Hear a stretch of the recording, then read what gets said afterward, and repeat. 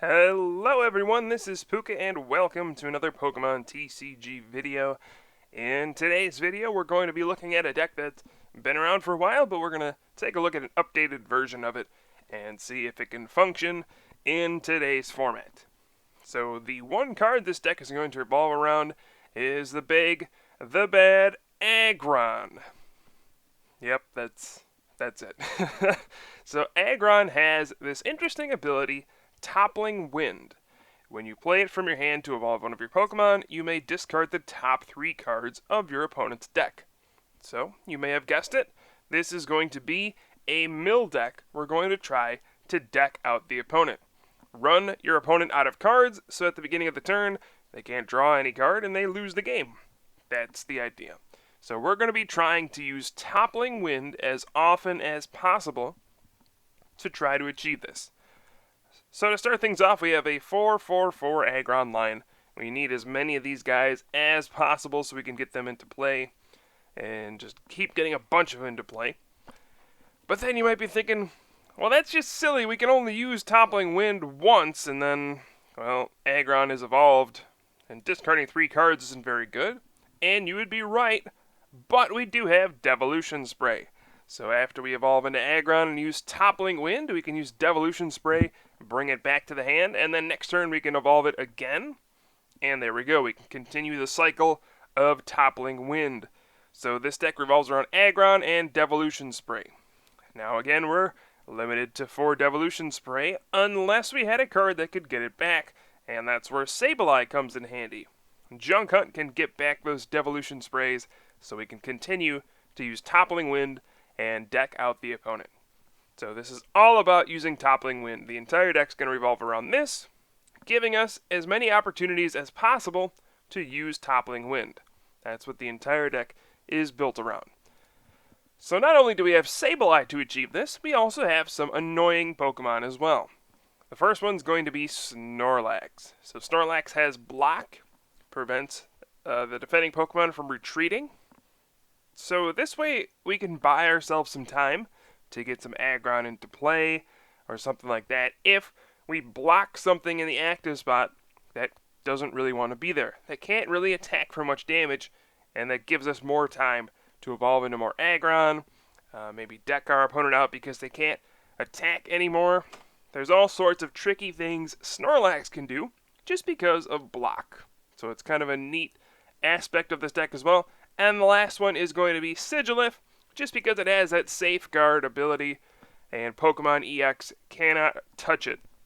So we're just going to put Sigilyph out there and say, alright, well, deal with it, force you to do something else, and while we're discarding all of your cards, maybe you won't even have the option to knock out Sigilyph anymore. So this deck is all about annoying the opponent, discarding their cards, buying yourself enough time to deck them out. And that's what we're going to see with a lot of our trainers as well. So one of the most important trainers in this deck is going to be Enhanced Hammer. We have 2 of these. You can discard a special energy attached to one of your opponent's Pokemon. A lot of decks these days do rely on special energy. So if we can discard them with Enhanced Hammer and, slow them down from attacking a few times, this will be definitely worth it, especially when we can Junk Hunt Enhanced Hammer with Sableye. We also have Pokemon Catcher. You'd have to flip a coin, but if you get heads, you get to pull something off the bench, bring it to the active spot. Normally we try to bring out something with a high retreat cost, something like that, so we can stick it in the active spot. It works especially well with Snorlax and Block. We have 2 Startling Megaphone. This is mostly used for Garbodor to shut off Garbotoxin, so we can regain our Toppling Wind, but we could also use this to take away float stones or things like that, or just muscle bands, anything that might prevent us from executing our strategy. Everything is pretty important. So Startling Megaphone is nice as well. And then our super annoying item cards. We have 1 Silver Mirror. This is for Team Plasma decks. Team Plasma Pokemon cannot affect any Pokemon that has this Silver Mirror. So basically the idea is we're going to put it on a Sableye and then keep Junk Hunting Enhanced Hammers against a Team Plasma deck while we deck out our opponent. And then hopefully we discard a couple Startling Megaphone with Toppling Wind and prevent our opponent from ever really knocking out Sableye. If Silver Mirror weren't enough, we have Life Dew as our ace spec card. The opponent takes one fewer prize card if this is attached to that Pokemon. And this is just another way to extend the game. And again, that is what this deck is all about. Extending the game long enough where you can Toppling Wind enough times to deck out your opponent. Right. Alright, so we have one Hypnotoxic Laser. Just one. We're not looking to really knock out anything, but this is just to perhaps put something to sleep, or, you know, maybe poison sometimes can threaten a knockout. So this can buy us some time as well, force our opponent to burn more resources. The sleep is really the big thing here. Sometimes you can buy a turn with that Hypnotoxic Laser. We have a couple Float Stone just to make sure we can retreat our big bulky Pokemon. Snorlax is a 4 retreat cost. Aggron has a 4 retreat cost. Lairon has a 4 retreat cost. Aggron only has a 2 retreat cost, but it's still pretty hefty. But Float Stone is pretty nice just to alleviate that a little bit. We have a couple searching cards we can look at. Level Ball searches for anything with 90 HP or less. So that's going to get everything except Aggron and Snorlax. Heavy Ball can search for anything with a 3 retreat cost or more. So that's going to get everything except Sigilyph, Aggron, and Sableye. And then we have one Ultra Ball, which can get everything. Otherwise, we have an Escape Rope, just another switching card and just another potential disruption card. Force our opponent to bring up something that we can block with Snorlax. And we have one Rare Candy. We don't really need Rare Candy in this kind of a deck, since we're just trying to evolve through Lairon, but sometimes you need that last big burst with a Rare Candy. And so we have one of these in the deck just in case. I think that wraps it up for the item cards. We just have one Super Rod to recover some cards if we do need them. And we could always junk on it for extra uses if we need to. Our supporter cards are 4N, 4 Professor Juniper, 2 Skyla, and then we're going to do 2 Random Receiver as well, alongside 2 Tropical Beach, just because we don't really care if our opponent draws a bunch of cards. That's kind of what we're hoping for. And then our energy, just simply 5 Darkness Energy. That's all we really need in this deck, since we don't plan on really attacking too often, and when we do, it's just a 1 energy junk hunt. So here is the Aggron, Sableye, Snorlax, Sigilyph deck. I do believe this deck had some success at a national championship somewhere. I'm not sure what the list was. I just kind of made this one myself. But hey, we'll go ahead and see Aggron in action and see if we can get the job done and actually deck somebody out. We'll see if this is a viable strategy in today's game. Doesn't seem like it should be, but hey, it was only a couple of years ago we had Durant devouring people's deck. So who knows? Maybe miracles can happen with Aggron instead of Durant. So we're starting off the game here, waiting for my opponent to decide who goes first. This is a very difficult decision to see who goes first. You have 2 minutes to make it. That's how difficult it really is. Alright, there we go. Looks like we are going second and starting off with a Snorlax. And we'll have to see what we are going up against, as we do see the awesome Mewtwo sleeves my opponent has. I've heard those are only available in Canada, and you have to buy them using gems, which are only available in Canada. So I'm pretty jealous. I do not have those. But we do see a bunch of Shelmet, and I'm not particularly fond of decks with Excelgor. There we do see an N, but we'll have to see what happens here. Float Stone, that's going to make me think this may be a Trevenant Excelgor deck, and I'm not really sure how I feel about that. Shutting off my items, that is pretty bad for this kind of a deck, right? But just, what do I do about that? I don't know, we'll have to see what we can do. There we see a Computer Search, discarding a Heavy Ball and a Chorus. See a lot of Heavy Balls. We don't really see Heavy Ball too often in that kind of a deck, so it's pretty interesting to see. It does get Shelmet, and it can also get Trevenant, I suppose. And he says, oops. So he must have done something wrong there. Usually when you computer search and don't play a card, something went wrong. But what do I know? Alright, so I'm going to get double Aggron into play. And we'll see if I need to do anything else here. I could random receiver try to get some kind of supporter. But I think I'm just going to be content to Sigilyph for Tropical Beach this turn. And we can throw a Silver Mirror onto something.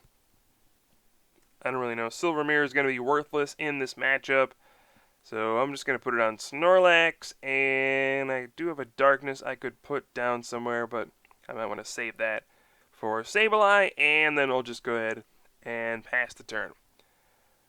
Now, here we do see Excelgor. And we see, oh, okay, there are the Phantump indeed. And there's a Verbank City Gym. That's going to make things very difficult for our poor Snorlax. So this will be a Trevenant Excelgor deck, as we have predicted. And that actually makes things really interesting because Snorlax. Snorlax has block, which can prevent Trevenant from retreating. And that can make things very awkward.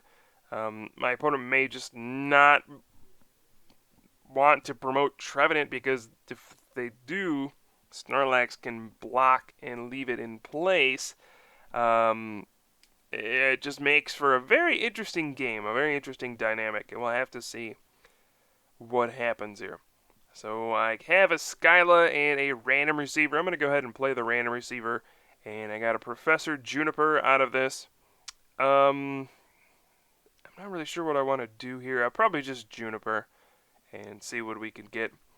We'll drop the Float Stone onto the Lairon, and then we'll try for a catcher, try to bring out Phantump. And nope, got a Tails on that, so let's see. I have Sigilyph and Juniper. I guess we'll just Sigilyph here and get something else into play. I'm going to get my second Snorlax, actually, as weird as that sounds.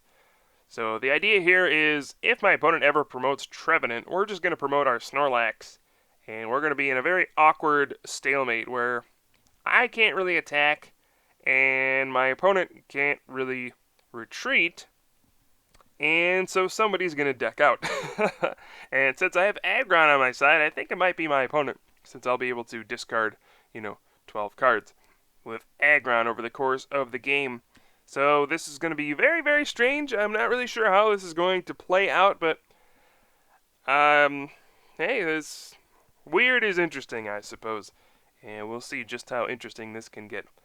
There we do see a Super Rod shuffling in a Trevenant, a second Trevenant. Wow, I didn't realize my opponent had discarded a couple of those early on. And there is a Colress for a big 8 cards. Alright, so Snorlax is going to go down no matter what happens because we do have the Poison and the Verbank City Gym out there. So Snorlax will be knocked out. And then we're going to have to be careful about how we proceed for the rest of this game. Like I said, Snorlax versus Trevenant is going to be really awkward. Hey, we'll have to see what happens. So I actually don't want to put out Snorlax until we see Trevenant come active. It just seems like that makes the most sense. So let's go ahead and heavy ball here. I'm going to take the Aggron, Toppling Wind, discarding 3 cards there. Ooh, we got rid of a Lysander. That's potentially big. And alrighty, we got a Sigilyph and an Aggron. And not much else. I'm going to attach to the Sigilyph and then go for a Hypnotoxic Laser. Perhaps we can keep that Mew asleep and prevent it from really doing anything. But it does wake up, and we'll probably see deck and cover this turn. But again, I have no idea how this is going to play out. We're trying to deck him out, but we won't have access to item cards if Trevenant comes active. But if Trevenant comes active, Snorlax will prevent Trevenant from retreating. And most of these Trevenant Excelgor decks do not play switching cards. They just play Float Stone, because you can just retreat every turn with Float Stone. And yeah, this is just going to be very, very interesting. That's the only way I can really put it here. So we do see a level ball for a second Excelgor. And now it'll be on my turn. I have a Life Dew. We can throw that onto something. can either do Aggron or Snorlax, I guess. I'm going to do Snorlax just because. And then let's go for a Juniper. Got a Lairon. Got a second one into play, which is pretty nice. Let's go ahead and Super Rod. We'll shuffle in 2 Darkness Energy and then a Snorlax as well. There's the Devolution Spray. We'll bring that Aggron back to the hand and then just pass the turn. Not much else I can do here. So we do have kind of a cool thing here is that Lairon has 90 HP. So even a deck and cover with the Burbank City Gym won't knock it out. And then we can just evolve to Aggron again and then Toppling Wind again. Pretty cool. And then let's, 6 more cards we can discard from our opponent's deck. So we do see all sorts of stuff coming out. Trevenant. And what else are we going to see? I don't really know. Probably see a deck and cover this turn. No, another pass. Wow. Interesting. I did not expect that. Alright, so we're going to go with the Toppling Wind once again. And my opponent is down to 11 cards. There's another Toppling Wind.